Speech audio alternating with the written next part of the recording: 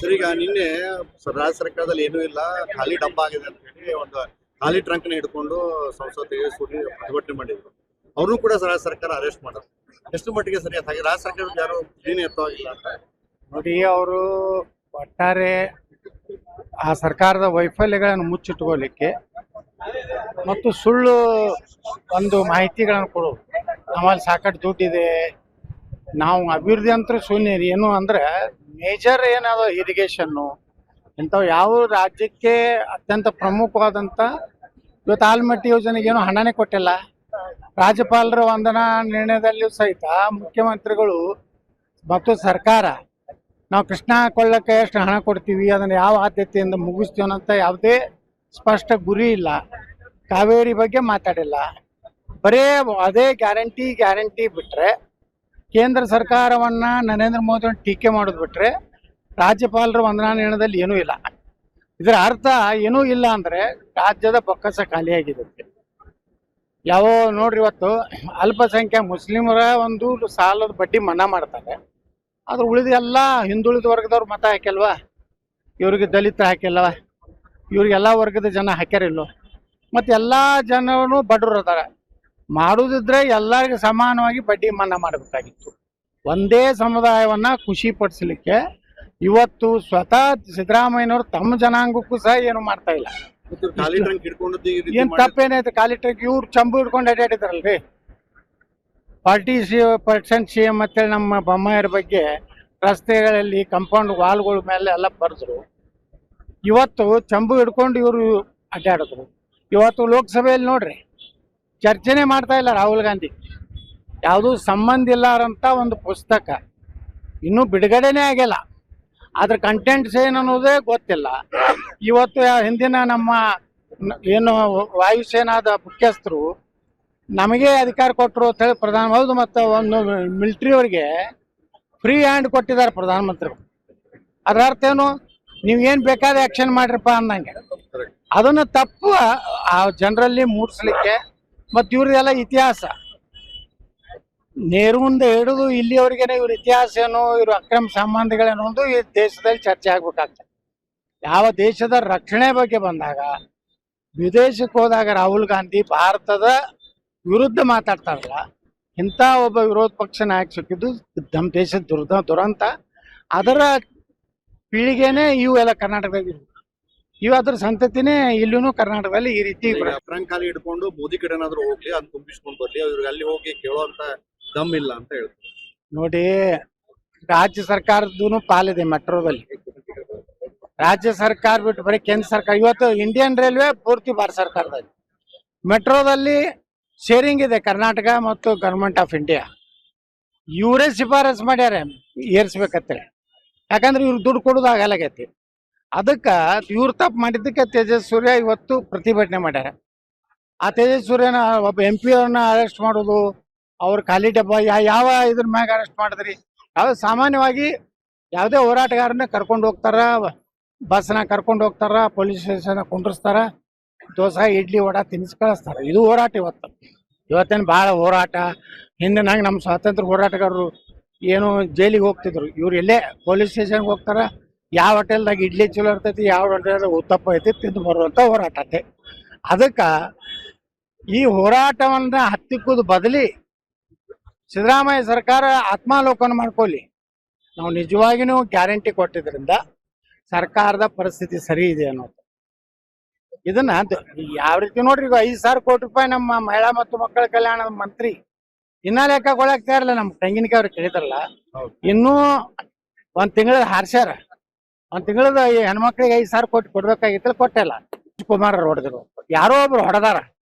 ಅದಕ್ಕೆ ಈ ಹೊಡಿ ಕಂಪನಿ ಭಾಳ ಆಗೈತಿ. ಈ ರೀತಿ ನಮ್ಮ BJP ಅವ್ರನ್ನ, ಹಿಂದೂ ಕಾರ್ಯಕರ್ತರನ್ನ, ಹಿಂದೂ ಸಂಘಟನೆಯವರ ನೋಡ್ರಿ, ಹೈಕೋರ್ಟ್ ಹೇಳಿದೆ ಬಾಂಗ್ಲಾದೇಶರು ರೋಹಿಂಗ್ಯಾಗಳು ಭಾರತದಲ್ಲಿ ಅದಾರೆ, ಕರ್ನಾಟಕದಲ್ಲಿ ಇದ್ದಾರೆ, ಅವ್ರನ್ನ ಹುಡುಕಿ ಕೊಡೋರ್ನೇ ನೀವು ಅರೆಸ್ಟ್ ಮಾಡ್ಲಕತ್ತಿ. ಅಂದ್ರೆ ಈ ಸರ್ಕಾರ ದ್ವೇಷದ ಹಿಂದೂಗಳ ವಿರುದ್ಧ ದ್ವೇಷವನ್ನು ಸಾಧಿಸ್ಲಿಕ್ಕೆ ಹೋಗ್ತದೆ. ಇದು ಅಂತ್ಯಕಾಲ ಬಂದಿದೆ. ಇವತ್ತೇನು ದಿಲ್ಲಿಗೆ ಹೋಗ್ಯಾರಲ್ಲ DK ಶಿವಕುಮಾರ್, ಇದು ಸರ್ಕಾರದ ಪತನದ ಮೊದಲ ಹೆಜ್ಜೆ ದಿಲ್ಲಿ ಪಯಣ.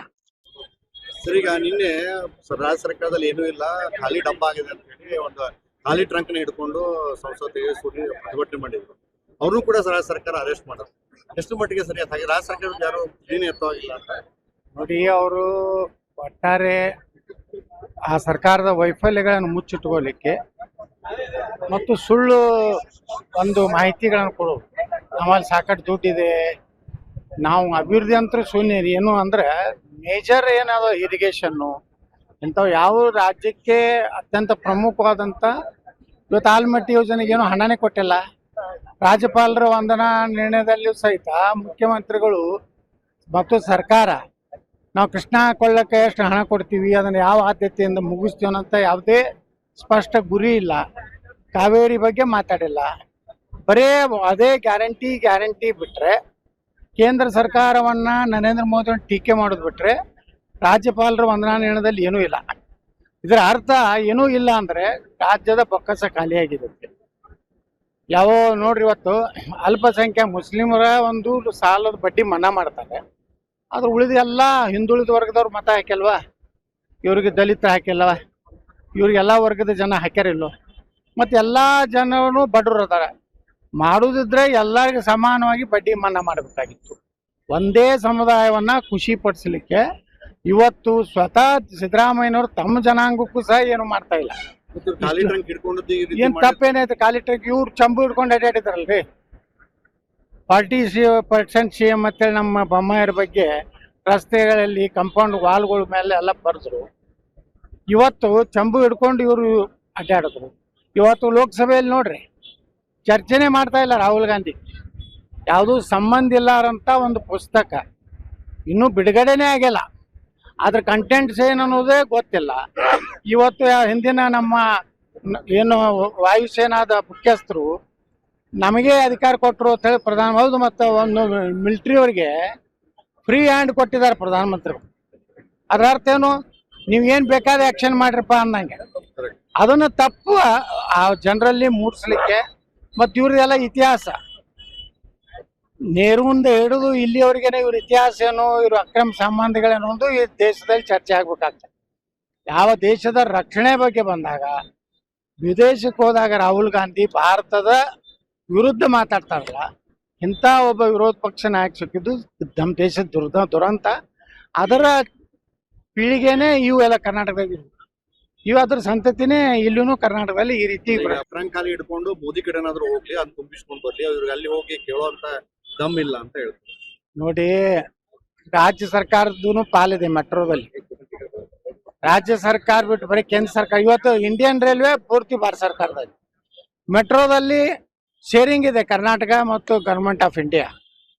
ಇವರೇ ಶಿಫಾರಸ್ ಮಾಡ್ಯಾರ ಏರ್ಸ್ಬೇಕಂತೇಳಿ. ಯಾಕಂದ್ರೆ ಇವ್ರು ದುಡ್ಡು ಕೊಡೋದು ಆಗಲಾಗೈತಿ. ಅದಕ್ಕೆ ಇವ್ರು ತಪ್ಪು ಮಾಡಿದ್ದಕ್ಕೆ ತೇಜಸ್ ಸೂರ್ಯ ಇವತ್ತು ಪ್ರತಿಭಟನೆ ಮಾಡ್ಯಾರ. ಆ ತೇಜಸ್ ಸೂರ್ಯನ ಒಬ್ಬ MP ಅವ್ರನ್ನ ಅರೆಸ್ಟ್ ಮಾಡೋದು, ಅವ್ರ ಖಾಲಿ ಡಬ್ಬ ಯಾವ ಇದ್ರ ಮ್ಯಾಗ ಅರೆಸ್ಟ್ ಮಾಡಿದ್ರಿ? ಯಾವ ಸಾಮಾನ್ಯವಾಗಿ ಯಾವುದೇ ಹೋರಾಟಗಾರನ್ನ ಕರ್ಕೊಂಡು ಹೋಗ್ತಾರ, ಬಸ್ನ ಕರ್ಕೊಂಡು ಹೋಗ್ತಾರ, ಪೊಲೀಸ್ ಸ್ಟೇಷನ್ ಕುಂಡ್ರಿಸ್ತಾರ, ದೋಸೆ ಇಡ್ಲಿ ವಡಾ ತಿನ್ನಿಸಿ ಕಳಿಸ್ತಾರ. ಇದು ಹೋರಾಟ. ಇವತ್ತೇನು ಭಾಳ ಹೋರಾಟ. ಹಿಂದೆ ನಂಗೆ ನಮ್ಮ ಸ್ವಾತಂತ್ರ್ಯ ಹೋರಾಟಗಾರರು ಏನು ಜೈಲಿಗೆ ಹೋಗ್ತಿದ್ರು, ಇವ್ರು ಎಲ್ಲೇ ಪೊಲೀಸ್ ಸ್ಟೇಷನ್ಗೆ ಹೋಗ್ತಾರ, ಯಾವ ಹೋಟೆಲ್ದಾಗ ಇಡ್ಲಿ ಚಲೋ ಇರ್ತೈತಿ, ಯಾವ ಹೋಟೆಲ್ದಾಗ ಉತ್ತಪ್ಪ ಐತಿ ತಿಂದು ಬರುವಂಥ ಹೋರಾಟ ಐತೆ. ಅದಕ್ಕೆ ಈ ಹೋರಾಟವನ್ನ ಹತ್ತಿಕ್ಕುದು ಬದಲಿ ಸಿದ್ದರಾಮಯ್ಯ ಸರ್ಕಾರ ಆತ್ಮಾವಲೋಕನ ಮಾಡ್ಕೊಳ್ಳಿ. ನಾವು ನಿಜವಾಗಿಯೂ ಗ್ಯಾರಂಟಿ ಕೊಟ್ಟಿದ್ರಿಂದ ಸರ್ಕಾರದ ಪರಿಸ್ಥಿತಿ ಸರಿ ಇದೆ ಅನ್ನೋದು. ಇದನ್ನ ಯಾವ ರೀತಿ ನೋಡ್ರಿ, ಈಗ 5,000 ಕೋಟಿ ರೂಪಾಯಿ ನಮ್ಮ ಮಹಿಳಾ ಮತ್ತು ಮಕ್ಕಳ ಕಲ್ಯಾಣದ ಮಂತ್ರಿ ಇನ್ನ ಲೆಕ್ಕ ಕೊಡಾಕ್ತಾ ಇರಲ್ಲ. ನಮ್ಮ ತೆಂಗಿನಕಾಯಿ ಅವ್ರಿಗೆ ಕೇಳಿದ್ರಲ್ಲ, ಇನ್ನೂ ಒಂದ್ ತಿಂಗಳ ಹಾರ್ಸ್ಯಾರ. ಒಂದ್ ತಿಂಗಳದ ಹೆಣ್ಮಕ್ಳಿಗೆ 5,000 ಕೋಟಿ ಕೊಡ್ಬೇಕಾಗಿತ್ತು, ಕೊಟ್ಟಿಲ್ಲ. ಕುಮಾರ್ ಹೊಡೆದ್ರು, ಯಾರೋ ಒಬ್ರು ಹೊಡೆದಾರ. ಅದಕ್ಕೆ ಈ ಹೊಡಿ ಕಂಪ್ನಿ ಭಾಳ ಆಗೈತಿ. ಈ ರೀತಿ ನಮ್ಮ BJP ಅವ್ರನ್ನ, ಹಿಂದೂ ಕಾರ್ಯಕರ್ತರನ್ನ, ಹಿಂದೂ ಸಂಘಟನೆಯವರ ನೋಡ್ರಿ, ಹೈಕೋರ್ಟ್ ಹೇಳಿದೆ ಬಾಂಗ್ಲಾದೇಶರು ರೋಹಿಂಗ್ಯಾಗಳು ಭಾರತದಲ್ಲಿ ಅದಾರೆ, ಕರ್ನಾಟಕದಲ್ಲಿ ಇದ್ದಾರೆ, ಅವ್ರನ್ನ ಹುಡುಕಿ ಕೊಡೋರ್ನೇ ನೀವು ಅರೆಸ್ಟ್ ಮಾಡ್ಲಕತ್ತಿ. ಅಂದ್ರೆ ಈ ಸರ್ಕಾರ ದ್ವೇಷದ ಹಿಂದೂಗಳ ವಿರುದ್ಧ ದ್ವೇಷವನ್ನ ಸಾಧಿಸ್ಲಿಕ್ಕೆ ಹೋಗ್ತದೆ. ಇದು ಅಂತ್ಯಕಾಲ ಬಂದಿದೆ. ಇವತ್ತೇನು ದಿಲ್ಲಿಗೆ ಹೋಗ್ಯಾರಲ್ಲ DK ಶಿವಕುಮಾರ್, ಇದು ಸರ್ಕಾರದ ಪತನದ ಮೊದಲ ಹೆಜ್ಜೆ ದಿಲ್ಲಿ ಪಯಣ.